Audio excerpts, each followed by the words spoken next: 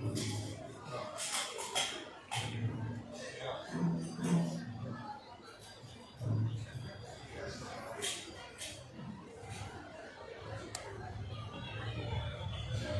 Krishna, Shri Krishna Balarama ki. ഇപ്പോൾ നമുക്ക് പരമപൂജ്യ Bhanu Svāmī Mahāraj അവരുകളാണ് ഇന്ന് നമുക്കിപ്പോൾ സത്സംഗം നടത്തുന്നത്. മഹാരാജ് തൻ്റെ വളരെ ചെറിയ പ്രായത്തിൽ, തൻ്റെ 19-ാം 20-ാം വയസ്സിൽ തന്നെ ശ്രീല പ്രഭുപാദരെ വട ഇന്ത്യയിൽ വെച്ച് കണ്ടുമുട്ടുകയും പ്രഭുപാദരെ കണ്ട ഒരാഴ്ചയിൽ തന്നെ തൻ്റെ ജീവിതം മുഴുവനും ത്യജിച്ച് ബ്രഹ്മചര്യം സ്വീകരിക്കുകയും ചെയ്തു. ഇത് വളരെ ശ്രദ്ധിക്കേണ്ട ഒരു കാര്യമാണ്. കാരണം നമ്മളിൽ പലരും 20-25 കൊല്ലമായിട്ടും ഒരു മാറ്റവും സംഭവിച്ചിട്ടില്ല. ഒരാഴ്ചയിൽ തന്നെ തൻ്റെ ജീവിതം മുഴുവനും ഈ ഹരേ കൃഷ്ണ പ്രസ്ഥാനത്തിനും ഈ വൈദിക സംസ്കാരത്തിനും വേണ്ടി അടിയറ വെച്ച് ഇന്ന് ഏകദേശം 40 വർഷങ്ങൾക്ക് കൂടുതലായി ലോകമെമ്പാടും യാത്ര ചെയ്ത് പ്രചരിപ്പിക്കുന്നുണ്ട്. ഈ ശാസ്ത്രധർമ്മം മാത്രമല്ലാതെ ഇതിൻ്റെ കൂടെ അനേകം മറ്റു കാര്യങ്ങളും മഹാരാജ് പ്രാക്ടീസ് ചെയ്യുന്നുണ്ട്. പല ലോകമെമ്പാടുമുള്ള രാജ്യങ്ങളിൽ പ്രചരിപ്പിക്കുന്നുണ്ട്. ഇതുപോലത്തെ സന്യാസിവര്യന്മാരുടെ അനുഗ്രഹം നമുക്ക് ലഭിക്കുക എന്ന് പറയുന്നത് ഒരു വലിയ പ്രസാദമാണ്. അതുകൊണ്ട് മഹാരാജിന്റെ വാക്കുകൾ ശ്രദ്ധയോട് കേൾക്കണം എന്ന് വിനീതമായി അഭ്യർത്ഥിക്കുന്നു. ഹരേ Krishna. മഹാവിഷ്ണുവായ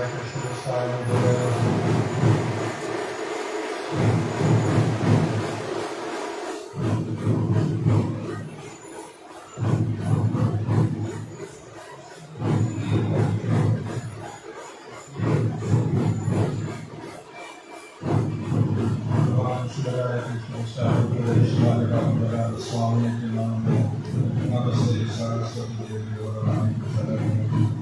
Nirvishesha Shunivaya Sattva Karane Sri Krishna Chaitanya Prabhu Nityananda Sri Advaita Gadadhara Sri Gaura Bhaktivinoda Hare Krishna Krishna Krishna Hare Hare Hare Rama Rama Rama.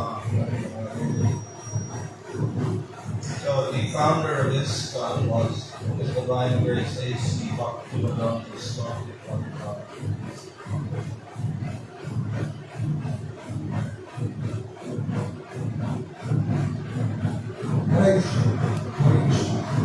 ഈ അന്താരാഷ്ട്ര കൃഷ്ണാവബോധ സമിതിയുടെ സ്ഥാപകാചാര്യ പൂജ്യ A.C. Bhaktivedanta Swami പ്രഭുപാദരാണ്. And the first part of his life is such that you would not know that he would establish this great organization, Islam. അദ്ദേഹത്തിന്റെ ജീവിതത്തിന്റെ ആദ്യ ഭാഗം എടുത്ത് നോക്കിയാൽ ഒരുപക്ഷെ ഇത്രയും വിപുലമായ ഒരു അന്താരാഷ്ട്ര കൃഷ്ണാവബോധ സമിതി അദ്ദേഹം സ്ഥാപിക്കുമെന്ന സൂചന ചിലപ്പോൾ ലഭിക്കില്ല. Who was born on September 1st, 1896 in Calcutta, in a place called Holiness. 1896 September 1-ാം തീയതി കൽക്കട്ട നഗരത്തിലെ ടോളിഗഞ്ച് എന്ന പ്രവിശ്യയിൽ അദ്ദേഹം പൂജാരനായി. Of course, recently the devotees have managed to purchase that place. ഇപ്പോൾ അടുത്തിടെ ശ്രീ പ്രഭുപാദ് ജനിച്ച ആ സ്ഥലം ഭക്തന്മാർ മേടിച്ചു. And he was raised by his father to be a devotee. അദ്ദേഹത്തിന്റെ പിതാവ് അദ്ദേഹം ഭക്തനാവാൻ വേണ്ടി ആഗ്രഹിച്ചു. However, his education was a little bit different. He got Western education. എന്നാൽ അദ്ദേഹത്തിന്റെ വിദ്യാഭ്യാസം കുറച്ച് വ്യത്യസ്തമായിരുന്നു. അദ്ദേഹം ഒരു പാശ്ചാത്യ വിദ്യാഭ്യാസമാണ് നേടിയത്. So he was actually educated at Scottish Church College. That's a Christian college. ഒരു ക്രിസ്ത്യൻ കോളേജായ സ്കോട്ടിഷ് ചർച്ചസ് കോളേജിലാണ് അദ്ദേഹത്തിന്റെ വിദ്യാഭ്യാസം. So he got his education, a Western type of education. അപ്പോൾ അദ്ദേഹത്തിന്റെ വിദ്യാഭ്യാസ രീതി പാശ്ചാത്യ രീതിയായിരുന്നു. Of course, at this time, India was going through a lot of political and social change. ഈ കാലഘട്ടത്തില് ഭാരതം രാഷ്ട്രീയപരമായിട്ടും സാമൂഹ്യപരമായിട്ടും പല മാറ്റങ്ങൾ കണ്ടിരുന്ന കാലമായിരുന്നു. The British had come to India and they ruled over India and they imposed Western culture on India. ഈ കാലഘട്ടത്തിൽ ബ്രിട്ടീഷുകാര് India ഭരിക്കുകയും അവരുടെ പാശ്ചാത്യ സംസ്കാരം ഭാരതത്തിൽ അടിച്ചേൽപ്പിക്കുകയും ചെയ്യുകയായിരുന്നു. So many of the young persons were educated with this English education. അതുകൊണ്ട് അക്കാലഘട്ടത്തിൽ യുവാക്കളെല്ലാം ഈ English വിദ്യാഭ്യാസം അവരിൽ അടിച്ചേൽപ്പിക്കപ്പെട്ടു. But some of the people of India felt that they should stick to their traditional culture. എന്നാൽ ചില ഭാരതീയ യുവാക്കൾ ഈ അവരുടെ പൈതൃകം അനുസരിച്ച് ജീവിക്കണമെന്നും അവർ ആഗ്രഹിച്ചു.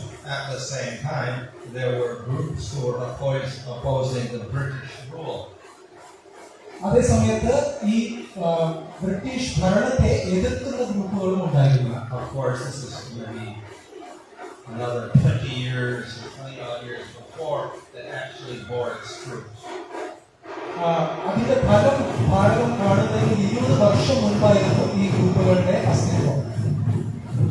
So though Prabhupada is educated with Western education, he met Bhaktisiddhanta Saraswati Thakur in 1922. അങ്ങനെ പാശ്ചാത്യ രീതിയിലാണ് ശ്രീല പ്രഭുപാദന്റെ വിദ്യാഭ്യാസമെങ്കിലും 1922 ആണ്ടിൽ അദ്ദേഹം ഭക്തിസിദ്ധാന്ത Saraswati ഠാക്കൂറിനെ ദർശിച്ചു. And at that first meeting with Bhaktisiddhanta Saraswati Thakur, he became greatly impressed with Holiness. ആദ്യ കൂടിക്കാഴ്ചയിൽ തന്നെ ശ്രീല പ്രഭുപാദർ ഭക്തിസിദ്ധാന്ത സരസ്വതി ഠാക്കൂറിന്റെ സ്വാധീനത്തിൽ അദ്ദേഹം സ്വാധീനിക്കപ്പെട്ടു. So of course he graduated from college and he got a job, but he continued his spiritual interest. അങ്ങനെ കോളേജിൽ നിന്ന് പാസ്സായ ശേഷം അദ്ദേഹം ഒരു ജോലിയിൽ ഏർപ്പെട്ടു. എന്നാലും ആധ്യാത്മിക താല്പര്യങ്ങൾ അദ്ദേഹം കാത്തു സൂക്ഷിച്ചു. And 10 years later or so, he took initiation. ആദ്യ കൂടിക്കാഴ്ചയ്ക്ക് 10 വർഷങ്ങൾക്ക് ശേഷമാണ് അദ്ദേഹം ദീക്ഷ എടുത്തത്. So he didn't actually associate too much with Bhaktisiddhanta Saraswati Thakur.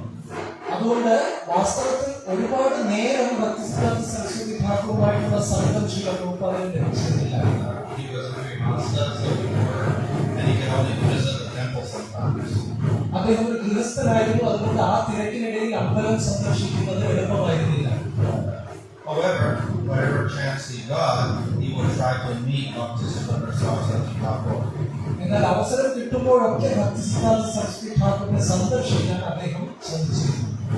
At the first meeting in the early 1920s, Bhaktisiddhanta Saraswati Thakur told Srila Prabhupada, "You should preach to the English-speaking public."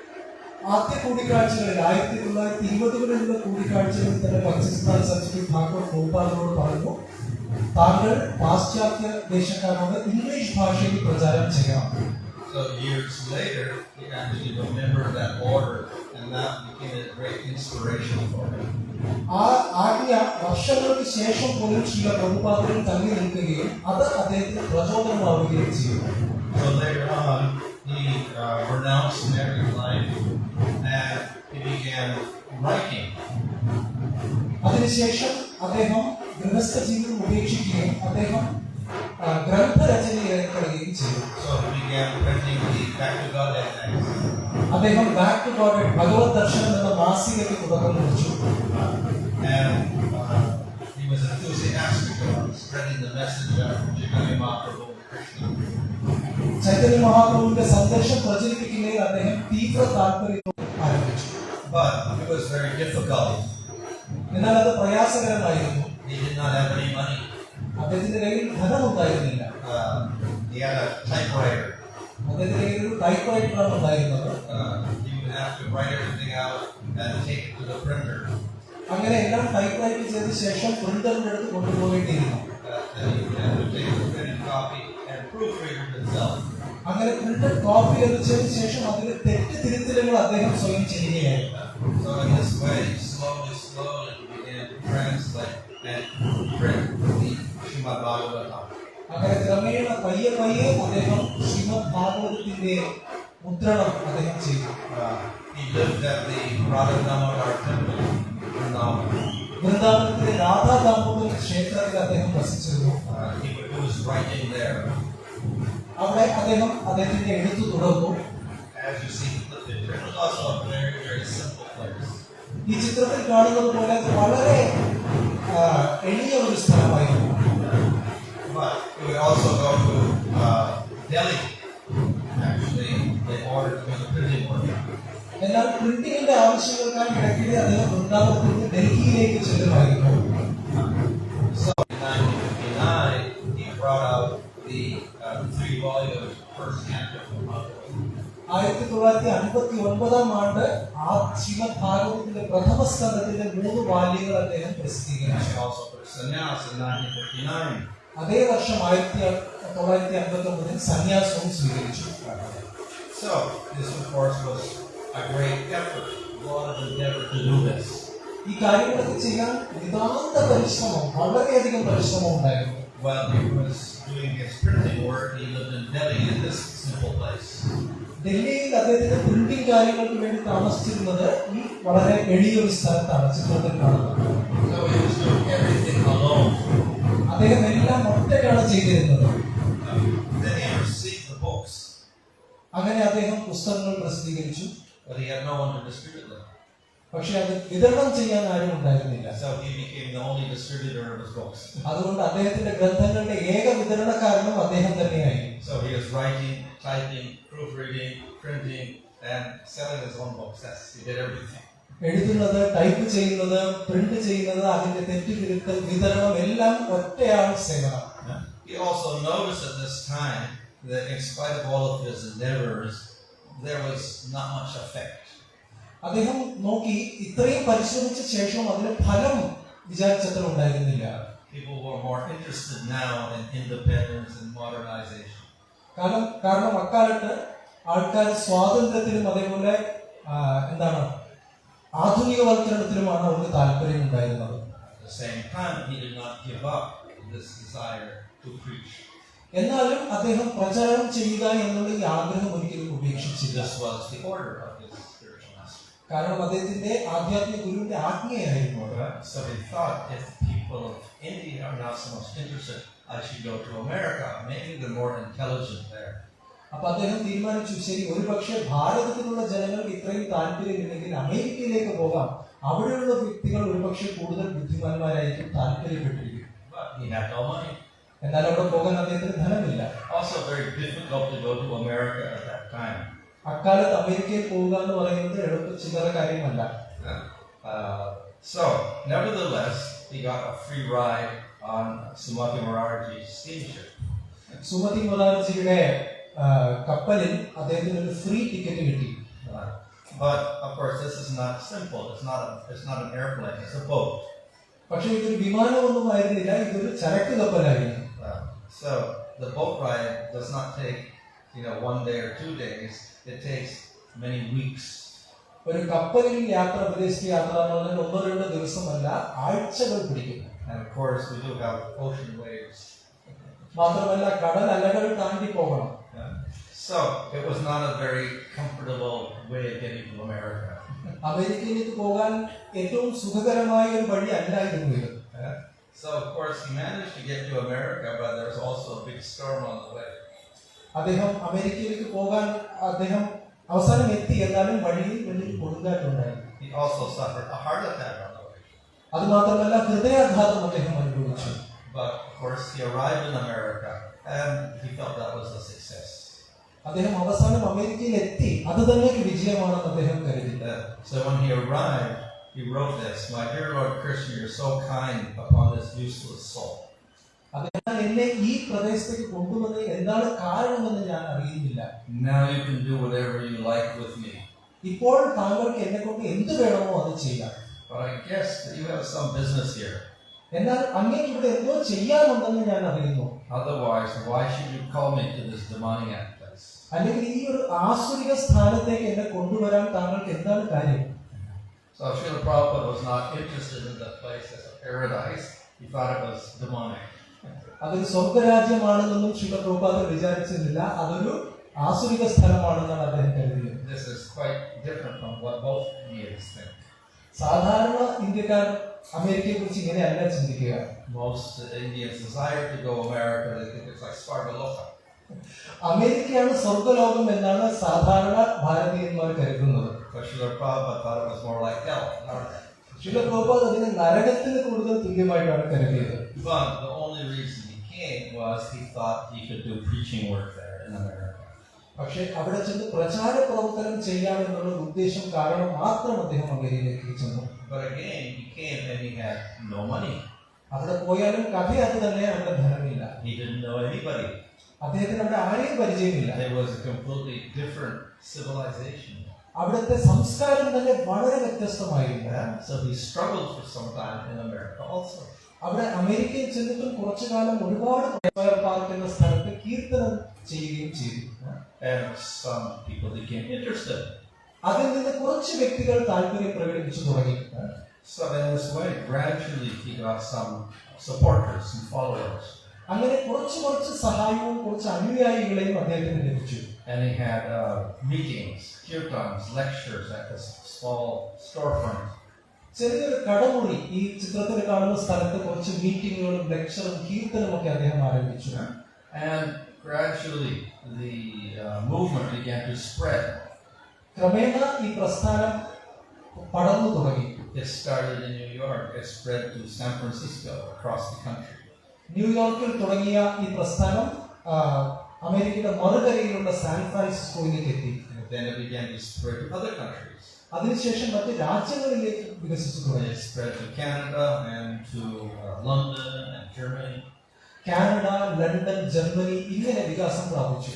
And this was within a few years. കുറച്ച് വർഷങ്ങൾക്കുള്ളിലാണ് ഇതെല്ലാം സംഭവിച്ചത്. Also at a time when communication still was not so well developed. ആ സമയത്ത് വിവര സാങ്കേതിക വിദ്യ അത്ര വികസിച്ചിരുന്നില്ല.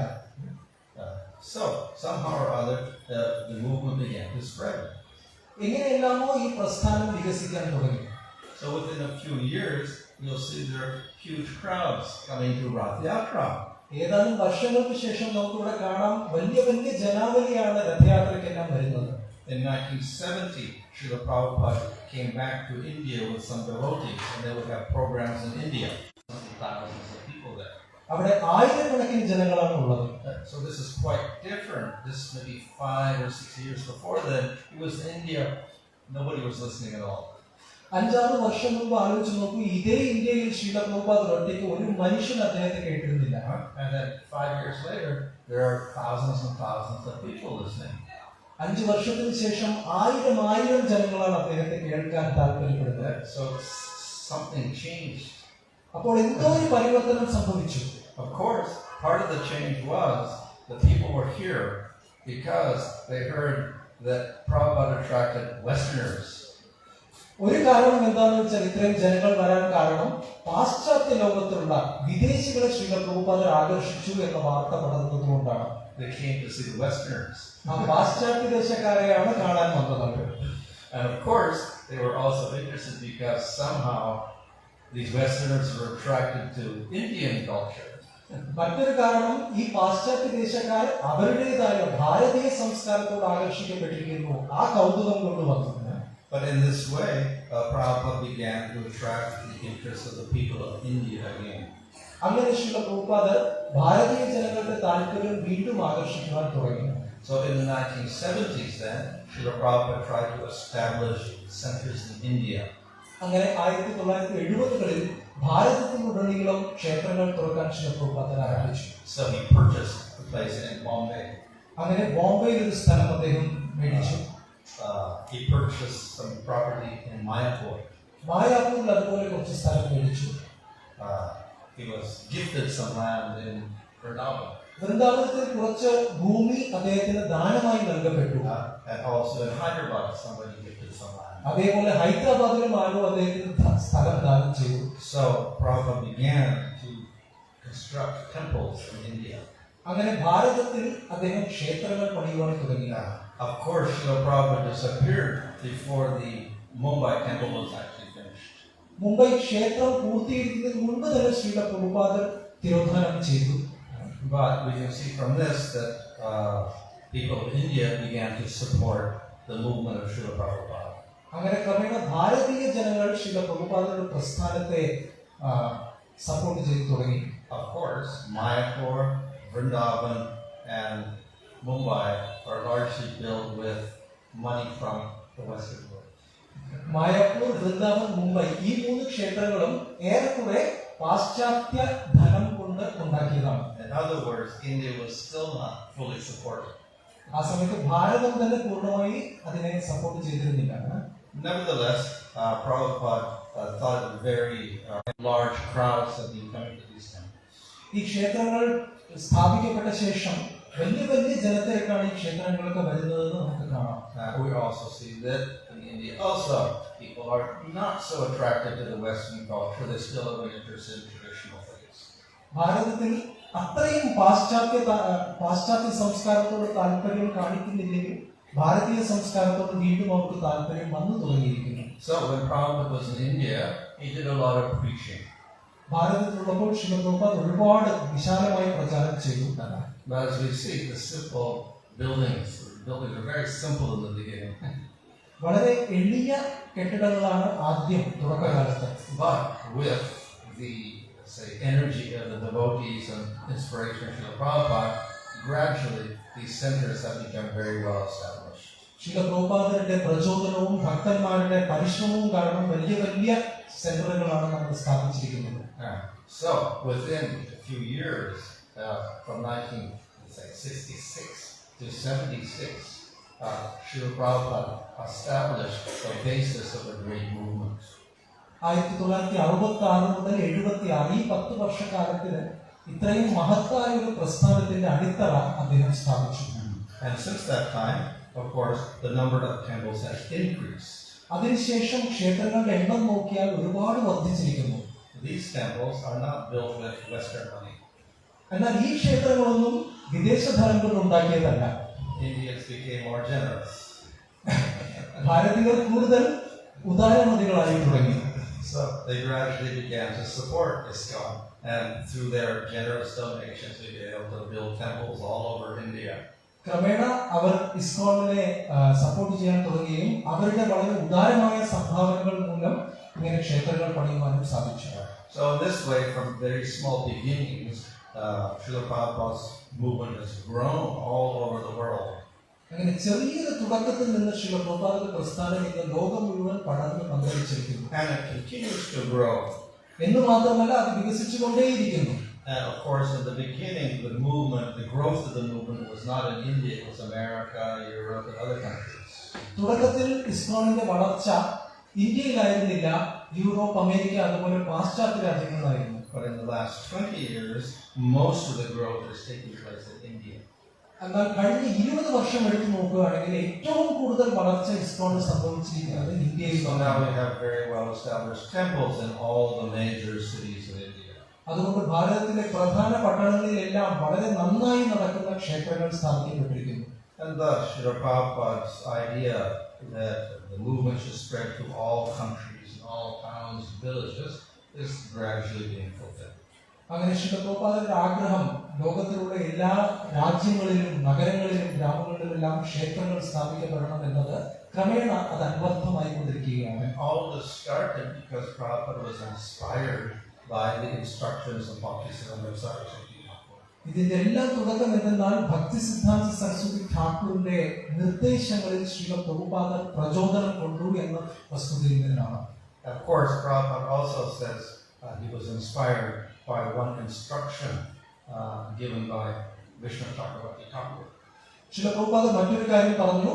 ശ്രീല വിശ്വനാഥ ചക്രവർത്തി ഠാക്കൂർ നൽകിയ ഒരു പ്രത്യേക നിർദ്ദേശം ശ്രീല പ്രഭുപാദിന് ഒരുപാട് പ്രചോദനം നൽകി. In the Bhagavad Gita, it talks about Vyavasayatmaka Buddhi. ഭഗവത്ഗീതയിൽ വ്യവസായാത്മിക ബുദ്ധി എന്നതിനെ കുറിച്ച് പറയുന്നു. This means your intelligence should be fixed. എന്ന് വെച്ചാൽ നമ്മുടെ ബുദ്ധി വളരെ ദൃഢമായി സ്ഥാപിക്കപ്പെടണം.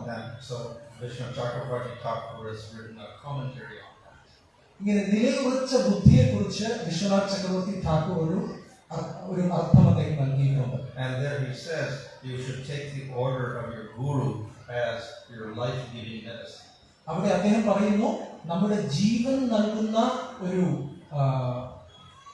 മരുന്നായിട്ട് എന്നുവെച്ചാൽ ജീവ ഔഷധമായിട്ട് നമ്മൾ ഗുരുവിന്റെ നിർദ്ദേശങ്ങളെ സ്വീകരിക്കണം എന്ന് പറയാം. So some people have some illness ചില വ്യക്തികൾക്ക് അസുഖമുണ്ട്, and then they have to go to the doctor. അസുഖമുള്ളപ്പോൾ വൈദ്യരെ കാണണം, ഡോക്ടറെ കാണണം. And then the doctor prescribe some medicine. അപ്പോൾ ഡോക്ടർ എന്തെങ്കിലും മരുന്ന് കുറിച്ച് തരും. Doctor's okay, you take this medicine every day. ഈ മരുന്ന് ദിവസവും സേവിക്കണം. Saying the order of Guru is that medicine that keeps you alive. നമ്മളെ ജീവനോട് നിർത്തുന്ന ആ മരുന്നാണ് ഗുരുവിന്റെ നിർദ്ദേശം എന്ന് വിശ്വനാഥ ചക്രവർത്തി പറയുന്നു. So if you follow that order of Guru, then your spiritual life is alive. അങ്ങനെ ആ ഗുരുവിന്റെ നിർദ്ദേശം നമ്മൾ പാലിക്കുന്ന പക്ഷം നമ്മുടെ ആധ്യാത്മിക ജീവിതത്തിന് ജീവൻ ഉണ്ടാവും. So that intention, Prabhupada began publishing Bhagavad magazine, Bhanu, etc. ആ ഉദ്ദേശത്തോടെ തന്നെയാണ് ശ്രീല പ്രഭുപാദർ ഭഗവത് ദർശന മാസികയും ശ്രീമദ് ഭാഗവതവും എല്ലാം പ്രസിദ്ധീകരിച്ചു തുടങ്ങിയത്. And with that intention, then he struggled to go to America. അതേ ഉദ്ദേശത്തോടെ തന്നെയാണ് അദ്ദേഹം അമേരിക്കയിലേക്ക് പോകാൻ നിതാന്ത പരിശ്രമം നടത്തിയത്. And after establishing temples in America, he came back to India and began to establish temples in India. അതേ ഉദ്ദേശത്തോടെ തന്നെയാണ് അമേരിക്കയിൽ ക്ഷേത്രങ്ങൾ സ്ഥാപിച്ച ശേഷം ഇന്ത്യയിൽ വന്ന് ഇന്ത്യയിൽ ക്ഷേത്രങ്ങൾ സ്ഥാപിക്കുകയും ചെയ്തത്. Not only did he establish ISKCON and temples, he also established Bhaktivedanta Book Trust. അദ്ദേഹം ഇസ്കോണും ക്ഷേത്രങ്ങളും മാത്രമല്ല സ്ഥാപിച്ചത്, ഭക്തിവേദാന്ത ബുക്ക് ട്രസ്റ്റും അദ്ദേഹം സ്ഥാപിച്ചത് അദ്ദേഹത്തിന്റെ ഗ്രന്ഥങ്ങൾ പ്രസിദ്ധീകരിക്കാൻ ഉദ്ദേശിച്ചോടെ. So not only was he interested in establishing temples, he was also interested in establishing publication of books. അപ്പൊ അത് ശ്രീല പ്രഭുപാദർ ക്ഷേത്രങ്ങൾ സ്ഥാപിക്കുന്നതിൽ മാത്രമല്ല താല്പര്യം കാണിച്ചത്, അദ്ദേഹത്തിന്റെ ഗ്രന്ഥങ്ങൾ പ്രസിദ്ധീകരിക്കുന്നതിലും അതീവ താല്പര്യം കാണിച്ചു. Of course, all of this is there in order to make devotees. ഇതിന്റെ എല്ലാ ഉദ്ദേശം ഭക്തന്മാരെ സൃഷ്ടിക്കുക എന്നുള്ളതാണ്. All part of the temple is to attract people to become devotees. ഒരു ക്ഷേത്രത്തിന്റെ ഉദ്ദേശം ജനങ്ങളെ ആകർഷിച്ച് ഭക്തന്മാരാക്കുക. All purpose of the books is to make devotees. ഗ്രന്ഥങ്ങളുടെ ഉദ്ദേശവും ഭക്തന്മാരെ ഉണ്ടാക്കുക എന്ന് തന്നെയാണ്. So we are fortunate that we are now living in a time when it is not such a struggle. ഇപ്പോൾ നമുക്ക് ഈ കാര്യങ്ങൾ അത്ര ബുദ്ധിമുട്ടില്ലാത്തൊരു കാലഘട്ടത്തിലാണ് നമ്മളുള്ളത്. We see the beginning in Mayapur, this little grass plot, or even in Bombay, this big grass plot. ചെറിയൊരു പുൽക്കുടിൽ നിന്നാണ് മായാപ്പൂർ ആരംഭിച്ചത്. അതേപോലെ ചെറിയ അത്ര ബുദ്ധിമുട്ടുള്ള കാര്യമല്ല. But we should understand what is the goal of the project. എന്നാൽ ആ പ്രോജക്റ്റ് നമ്മൾ ചെയ്യുന്ന പദ്ധതിയുടെ ലക്ഷ്യം എന്തെന്ന് നാം അറിയണം. So the goal of the project is ultimately to make devotees. നമ്മുടെ പദ്ധതികളുടെ എല്ലാം ലക്ഷ്യം ഭക്തന്മാരെ സൃഷ്ടിക്കുക എന്നുള്ളതായിരിക്കണം. So we expand the ISKCON, but actually we're expanding the number of devotees. ISKCON വികസിപ്പിക്കുമ്പോൾ നാം ഭക്തന്മാരുടെ എണ്ണം സംഖ്യ നമ്മൾ വർദ്ധിപ്പിക്കുകയാണ്. We know that as time goes by, Kali Yuga progresses. കാലം ചെല്ലുന്തോറും കലിയുഗവും വർദ്ധമാനമാകുമെന്ന് നമുക്കറിയാം. And Kali Yuga progress means more sinful activities, more atheism, more obstacles. കലിയുഗത്തിന്റെ വികസനം എന്ന് വെച്ചാൽ കൂടുതൽ പാപകർമ്മങ്ങൾ, കൂടുതൽ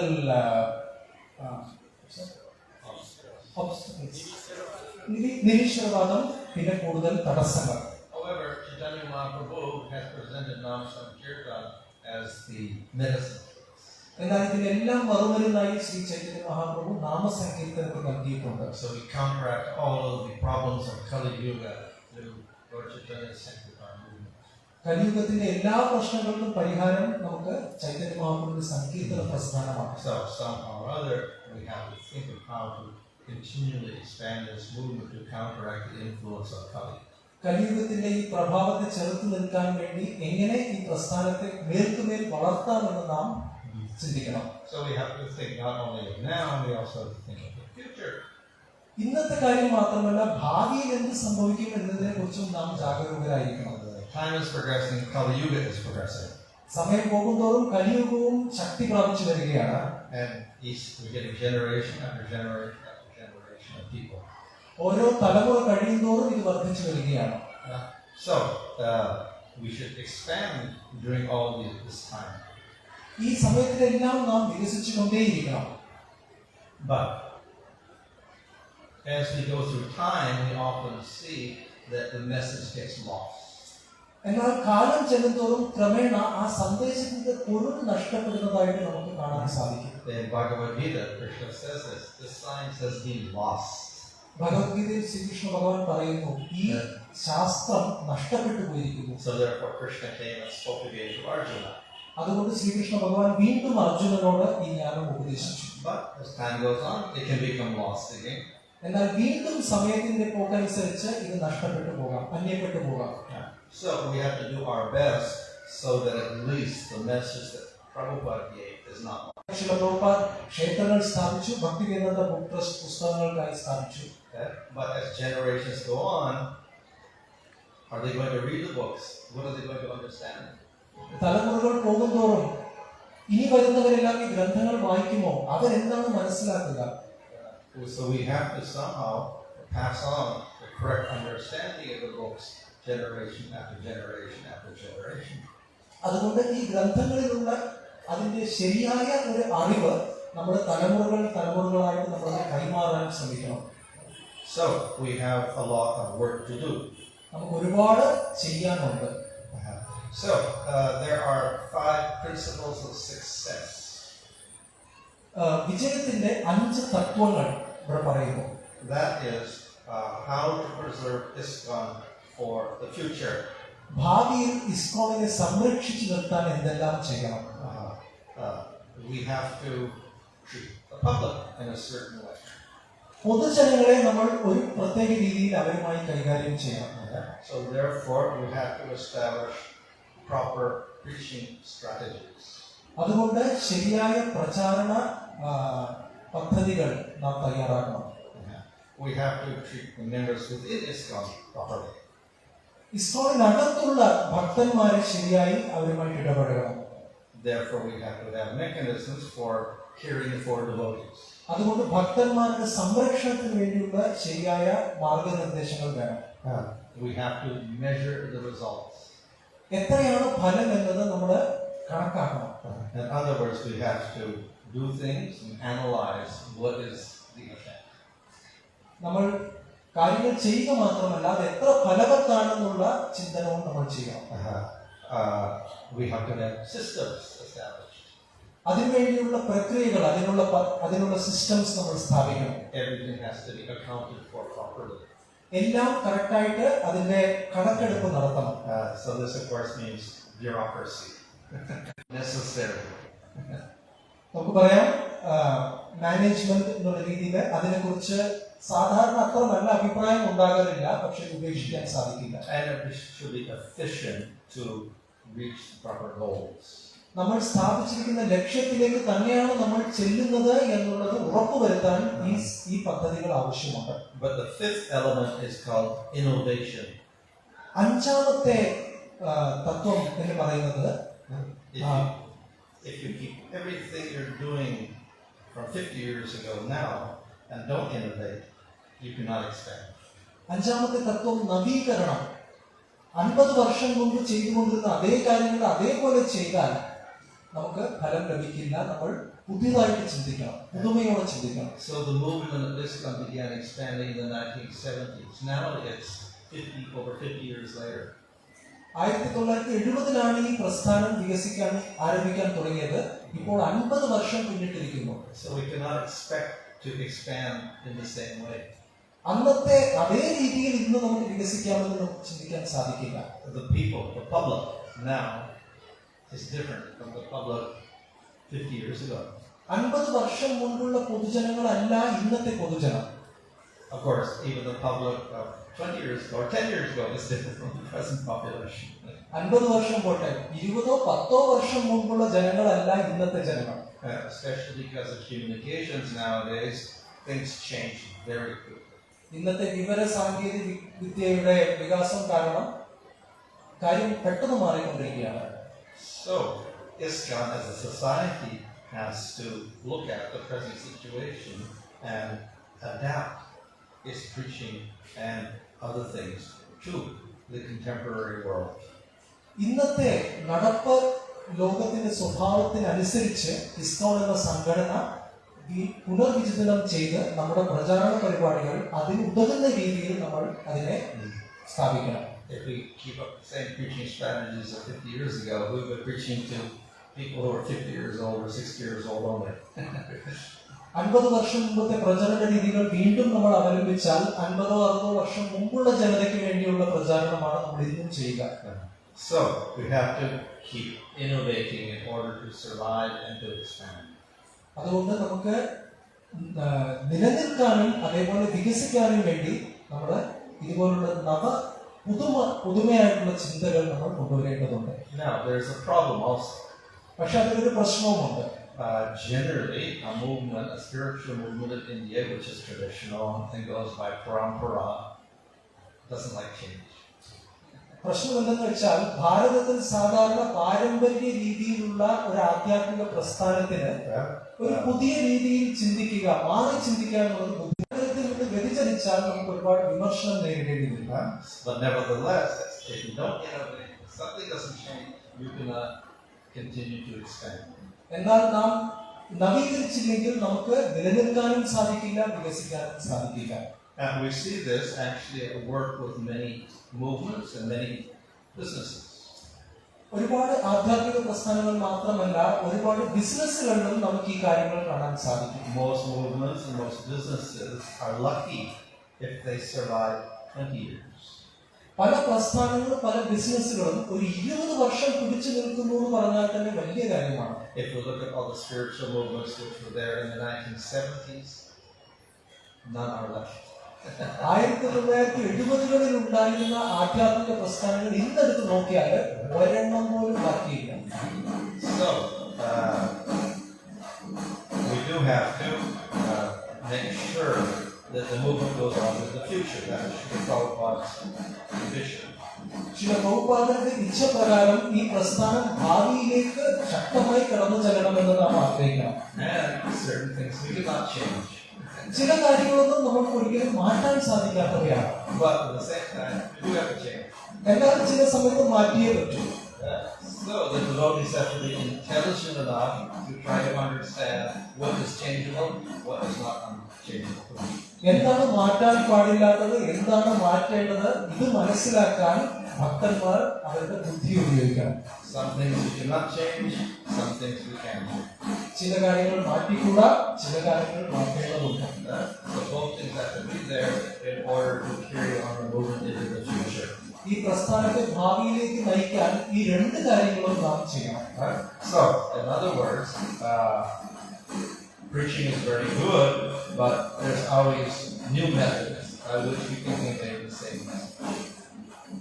പ്രചാരം എപ്പോഴും നല്ലതാണ്, എന്നാൽ അതിൽ കൂടുതൽ ഫലവത്താക്കാൻ വേണ്ടി നമുക്ക് പുതിയ മാർഗങ്ങൾ അവലംബിക്കണം. We have to keep the same message, that's parampara. ആ സന്ദേശം മാറ്റുന്നത് അത് പരമ്പര അനുസരിച്ച് തന്നെ ആയിരിക്കണം. But how we present it may change year by year. ആ സന്ദേശത്തിന്റെ അവതരണ രീതി വർഷാവർഷം വർഷങ്ങൾ കടന്നു പോകുമ്പോൾ മാറേണ്ടിയിരിക്കുന്നു. So that requires the intelligence of the devotees. All the devotees can use their intelligence properly to apply Prabhupada's instructions to expand the movement. Shri പ്രഭുപാദന്റെ നിർദ്ദേശപ്രകാരം ഈ പ്രസ്ഥാനത്തെ വികസിപ്പിക്കാൻ വേണ്ടി യുക്തമായ രീതിയിൽ തങ്ങളുടെ ബുദ്ധി ഉപയോഗിച്ച് ഭക്തന്മാർ പുതിയ പുതിയ പദ്ധതികൾ കണ്ടുപിടിക്കുമെന്ന് നമ്മൾ പ്രത്യാശിക്കുന്നു. We have to please the Prabhupada, and the best way we can do that is by using our intelligence to expand. നമ്മളെല്ലാവരും ശ്രീ പ്രഭുപാദനെ തൃപ്തിപ്പെടുത്താൻ ആഗ്രഹിക്കുന്നു. അത് ചെയ്യാനുള്ള ഏറ്റവും നല്ല മാർഗം നമ്മുടെ ബുദ്ധി ഉപയോഗിച്ച് ഈ പ്രസ്ഥാനത്തെ എങ്ങനെ വികസിപ്പിക്കാം എന്ന ചിന്തയിൽ ഏർപ്പെടുന്നതാണ്. While at the same time understanding the fundamental principles that we cannot change. അതേസമയം നമ്മളെ കൊണ്ട് ഒരിക്കലും മാറ്റാൻ പാടില്ലാത്ത അടിസ്ഥാന തത്വങ്ങൾ എന്താണെന്നുള്ളതും മനസ്സിലാക്കേണ്ടത് നമ്മുടെ കടമയാണ്. Hare Krishna. ഹരേ കൃഷ്ണ. Svāmī Mahāraj ki.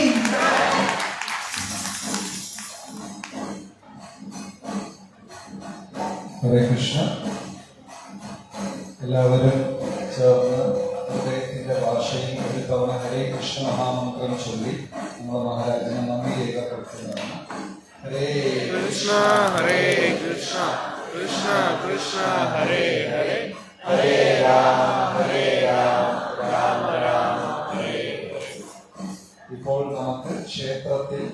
ആദിവാസ് ചടങ്ങുണ്ട്. അപ്പോൾ പതുക്കെ നമുക്ക് എല്ലാവർക്കും ക്ഷേത്രത്തിലേക്ക് പോകാം. പിന്നെ നാളത്തെ കാര്യം, നാളെ രാവിലെ കൃത്യം 11 മണിക്ക് കേരള ബഹുമാനപ്പെട്ട ഗവർണർ ഇവിടെ വരുന്നതാണ്. അതുകൊണ്ട് ക്ഷേത്രം മുഴുവനും 10 മണിയാകുമ്പോൾ അവർ ലോക്ക് ചെയ്യും. ഒരു പ്രത്യേക വിജിലൻസും ബ്യൂറോക്രാറ്റ്സും ബോംബ് സ്ക്വാഡും ഇവരെല്ലാം വരും. അതുകൊണ്ട് ക്ഷേത്രം ലോക്ക് ചെയ്യും. രാവിലെ 8 മണിക്ക് ഭാഗവത ക്ലാസ് ഇവിടെ